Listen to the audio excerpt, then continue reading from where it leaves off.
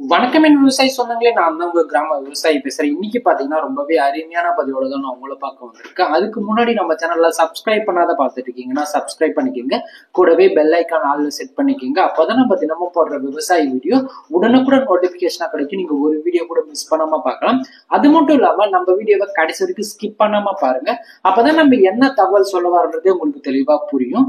So மறக்காம நம்ம வீடியோவை லைக் பண்ணி ஷேர் பண்ணி சப்ஸ்கிரைப் பண்ணிக்கோங்க. கூடவே உங்களுக்கு ஏதாச்சும் டவுட் இருந்துச்சு அப்படின்னு பாத்தீங்கன்னா மறக்காம கமெண்ட் செக்ஷன்ல கேளுங்க, நான் உங்களுக்கு கண்டிப்பா ரிப்ளை பண்ணுவேன். இன்னைக்கு எதை பத்தி பார்க்க போறோம் அப்படின்னு பாத்தீங்கன்னா அதிக மகசூல் தரக்கூடிய ஒரு நெல் ரகத்தை பத்தி தான் பார்க்க போறோம்.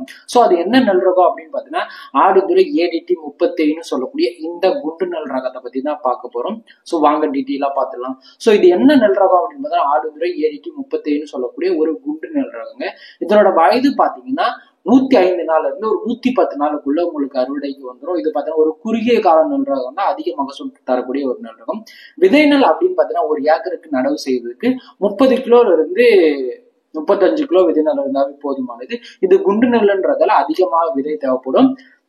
ரகம் அப்படின்னு பாத்தீங்கன்னா குண்டு நெல் ரகம். இது வந்து குண்டு அரிசி வகையை சார்ந்தது. இது பாத்தீங்கன்னா சமையலுக்குலாம் செய்ய முடியாது, இட்லிக்கு மட்டும் தான் பயன்படுத்த முடியும்.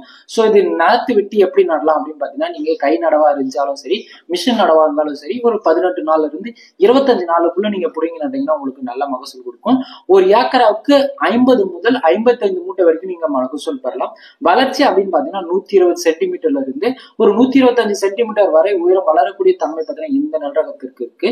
அது மட்டும் இல்லாம இந்த நெல்ரகத்துக்கு குறைவான ஒரு செலவு ஆகும், உங்களுக்கு பார்த்தீங்கன்னா அதிகமான ஒரு செலவு ஆகாது. அது மட்டும் இல்லாம அதிகப்படியான புழு தாக்கம் நோய் தாக்கம் இதுல குறைவாகவே இருக்கும். ஸோ அதுல எக்ஸாம்பிளா குருத்து பூச்சி, இலை சுருட்டு, புகையான், இலை புள்ளி நோய், இலைக்கருகள், தண்டழுகள், வேரழுகள் இந்த மாதிரி நோய்களுக்கு ஒரு சிறந்த எதிர்ப்பு சக்தி உடைய ஒரு நெல் ரகம்.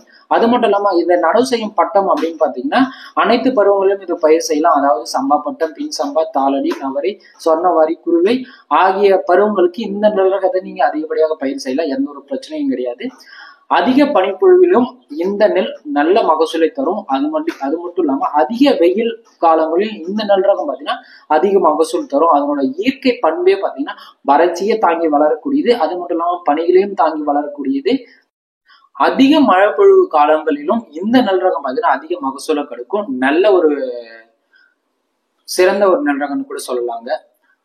ஒரு மூட்டை நெல்லின் விலை எவ்வளவு போகும் அப்படின்னு பாத்தீங்கன்னா ரொம்பவே கவனிக்க வேண்டியது அப்படின்னு பாத்தீங்கன்னா நம்ம எடுத்துட்டு போய் மார்க்கெட்டிங் பண்ண சொல்ல விலை ரொம்பவே முக்கியம். அதுல பாத்தீங்கன்னா இது 1400 ரூபாயில இருந்து ஒரு 2000 ரூபாய் வரைக்கும் விற்கக்கூடிய தன்மை பாத்தீங்கன்னா இந்த நெல் ரகத்திற்கு. சராசரியாக ஒரு கிலோ நெல்லின் விலை எவ்வளவு கிடைக்கும் அப்படின்னு பாத்தீங்கன்னா ஒரு 20 ரூபாயில இருந்து ஒரு 30 வரைக்கும் நீங்க விற்கலாம். சோ இந்த குண்டு அரிசி எதற்கு பயன்படுது அப்படின்னு பாத்தீங்கன்னா அதிகப்படியான இட்லி மாவுக்கு தான் இந்த நெல் ரகத்தை பயிர் பண்ணிட்டு இருக்காங்க. சோ அது மட்டும் இல்லாம இந்த நெல் ரகத்துக்கு ஒரு கஷ்டமான நியூஸ் என்ன அப்படின்னு பாத்தீங்கன்னா நடப்பு ஆண்டுல பாத்தீங்கன்னா TPC அதாவது டைரக்ட் பர்ச்சேஸ் சென்டர்ல இந்த நெல் ரகத்தை எடுக்க மாட்டோம் அப்படின்னு சொல்லிட்டு அறிவிச்சிருக்காங்க. சோ அது பாத்தீங்கன்னா மக்கள் மத்தியில ரொம்பவே ஒரு வருத்தத்துக்குரிய ஒரு செய்தி தான். ஏன் அப்படின்னு பாத்தீங்கன்னா மோட்டார் ரகத்தை TPCன்னு சொல்லக்கூடிய டைரக்ட் பர்ச்சேசிங் சென்டர்ல எடுக்க மாட்டேன்னு சொல்லியிருக்காங்க. சோ நீங்க ஒழுங்குமுறை விற்பனை கொடுத்தா நல்ல ரேட் போயிட்டு இருக்கு. அதே போல வறட்சியை தாங்கி வளரக்கூடிய தன்மை பார்த்தீங்கன்னா இந்த நெல் ரகத்திற்கு இருக்கு. அது மட்டும் இல்லாம இந்த நெல் ரகத்தை நீங்க அதிகப்படியான மகசூல் பெறணும் அப்படின்னு பாத்தீங்கன்னா கடைசியாக இந்த வழிமுறையை நீங்க பயன்படுத்தினீங்க அப்படின்னு பாத்தீங்கன்னா இந்த நெல் ரகம் பாத்தீங்கன்னா அதிகப்படியான மகசூல் பெறலாம். சோ ஒண்ணு பாத்தீங்கன்னா பொட்டாஸ் பிளஸ் ரெண்டாவது பாத்தீங்கன்னா அமோனியம் சல்பேட். இந்த கதிர் வரும் பருவங்கள்ல அதாவது தொண்டை உருட்டும் பூ பருவங்கள்ல நீங்க இந்த பொட்டாஸ் பிளஸ் அமோனியம் சல்பேட்டை நீங்க கலந்து போட்டீங்கன்னாவே உங்களுக்கு அதிகப்படியான மகசூல் கிடைக்கும். சில விவசாயிகள் என்ன பண்றாங்க அந்த டைம்ல வெறும் யூரியா மட்டும் பயன்படுத்துறாங்க. அந்த மாதிரி யூரியாவை பயன்படுத்துறாதீங்க. சோ யூரியாவை இந்த நெல் ரகத்துக்கு நீங்க யூரியாவை அதிகமா பயன்படுத்துறீங்க அப்படின்னு பாத்தீங்கன்னா அதிகப்படியான புகையானோ, அதிகப்படியான இலை சுருட்டோ, அதிகப்படியான குருத்து பூச்சி வர ரொம்பவே வழிவகுக்கும். அதனால விவசாயிகளான நம்ம சோ யூரியாவை தவிர்த்துட்டு இந்த அமோனியம் சல்பேட் பிளஸ் பொட்டாசியம் சொல்லக்கூடிய இது ரெண்டுமே பயன்படுத்துங்க, நல்ல மகசூல் கிடைக்கும். அது மட்டும் இல்லாம வெயிட் பாத்தீங்கன்னா நல்ல வெயிட் வரும் நெல். அது மட்டும் இல்லாம நல்ல கலர் இருக்கும். அது மட்டும் இல்லாம ஒழுங்குமுறை விற்பனை கொடுத்தா நல்ல விலை போகக்கூடிய தன்மை பாத்தீங்கன்னா இந்த உருவாக்கி கொடுக்கும். யூரியா நைட்ரஜன் சத்து பாத்தீங்கன்னா உங்களுக்கு 46% இருக்கு. அதனால பாத்தீங்கன்னா ஆரம்ப காலகட்டங்கள்ல நெல் வயலுக்கு நைட்ரஜன் சத்து தேவைப்படும்.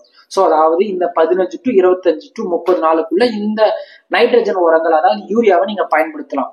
அதுவே கதிர் வரும் காலங்களிலும் தொண்டை உருட்டும் காலங்களிலும் பூ அமோனியம் சல்பேட்ல அமோனியம் நைட்ரேட்டாக பாத்தீங்கன்னா 20%, சல்பர் பாத்தீங்கன்னா உங்களுக்கு 23% இருக்கு. ஸோ கதிர்வூலம் காலங்கள்ல முக்கியமான 2 சத்துக்கள் அப்படின்னு பாத்தீங்கன்னா அந்த அமோனியம் நைட்ரேட் பிளஸ் சல்பர்னு சொல்லக்கூடியது. இது பார்த்தீங்கன்னா நைட்ரஜன் வடிவில் இல்லை, அமோனியம் நைட்ரேட் வடிவில் இருக்கிறதால உங்களுக்கு பயிருக்கு மிதமாக தான் வேலை செய்யும். அதனால பார்த்தீங்கன்னா நல்ல மகசூல் கொடுக்கும். எந்த ஒரு பிரச்சனையும் இது பார்த்தீங்கன்னா கிரியேட் பண்ணாது. அது மட்டும் இல்லாம நெல் வயலுக்கு பூ பூக்கும் பருவத்துல இந்த NPKன்னு சொல்லக்கூடிய ஃபெர்டிலைசர் ரொம்பவே முக்கியம். அதாவது N nitrogen, P phosphorus, K potassium. So இந்த சத்துக்களை பார்த்தீங்கன்னா நம்ம கொடுக்கறதால நெல்லோட வெயிட்டும் நெல்லோட தரத்தையும் நீங்க அதிகப்படுத்தலாம். பொட்டாசியம் கடல் நீரில் ஆவியாதல் மூலம் பிரித்தெடுக்கப்படுகிறது. அது மட்டும் இல்லாம NPK உரங்களில் தண்ணீரில் பார்த்தீங்கன்னா ஈஸியா கரையும் தன்மையுடையது. NPK உரங்களின் DAP அடிப்படையிலான NPK உரங்களில் சில வகைகள் அப்படின்னு பார்த்தீங்கன்னா NPK இந்த 12, 32, 16, NPK 20, 20, 20ன்னு சொல்லக்கூடிய இந்த உரங்கள் பார்த்தீங்கன்னா பேரூட்ட உரங்கள்னு சொல்லுவாங்க. ஸோ அதுக்கு முன்னாடி நம்ம சேனலை லைக் பண்ணி ஷேர் பண்ணி சப்ஸ்கிரைப் பண்ணுங்க. அடுத்த வீடியோவில் நான் இன்னும் டீட்டெயிலாக எக்ஸ்பிளைன் பண்றேன். ஸோ நம்மளுக்கு வீடியோ லென்த் இல்லை, ஸோ அதனால பார்த்தீங்கன்னா நம்ம குறுகிய டைம்ல முடிச்சிட்டோம். ஸோ அடுத்த வீடியோக்கு வெயிட் பண்ணுங்க. நான் கண்டிப்பாக நான் உங்களுக்கு டீட்டெயிலாக உரத்தோடைய டீட்டெயிலை பற்றி நான் தெளிவாக வீடியோ போடுறேன். அடுத்த வீடியோவில் பார்க்கலாம். அது மட்டும் இல்லாமல் உங்களுக்கு இந்த வீடியோவில் ஏதாச்சும் டவுட் இருந்துச்சு அப்படின்னு பார்த்தீங்கன்னா மறக்காம கமெண்ட் செக்ஷன் கமெண்ட் பண்ணுங்க. கூடவே நம்ம யூடியூப் சேனலுக்கு நிறைய சப்போர்ட் சேனல்ஸ் இருக்கு. ஸோ அதாவது Telegram group, WhatsApp group, Facebook group, அதுக்கப்புறம் பார்த்தீங்கன்னா இன்ஸ்டாகிராம் குரூப்னு சொல்லிட்டு இது எல்லாத்துலேயுமே நம்ம குரூப் வச்சிருக்கோம். இதுக்கு எல்லாத்தையும் பார்த்தீங்கன்னா நான் டிஸ்கிரிப்ஷனில் லிங்க் கொடுக்குறேன். மறக்காம ஜாயின் பண்ணிக்க. டெய்லி அப்டேட் பார்த்தீங்கன்னா உங்களுக்கு தெரியும். ஸோ இந்த மூலயமா நீங்க நிறைய விஷயங்கள் தெரிஞ்சுக்கலாம். அது மட்டும் இல்லாமல் விவசாயத்துல நல்ல ஒரு மகசூல் எடுக்கிறதுக்கு என்ன ஒரு வழியோ அதை நம்ம டெய்லி சொல்லி கொடுத்துட்டு இருக்கோம்.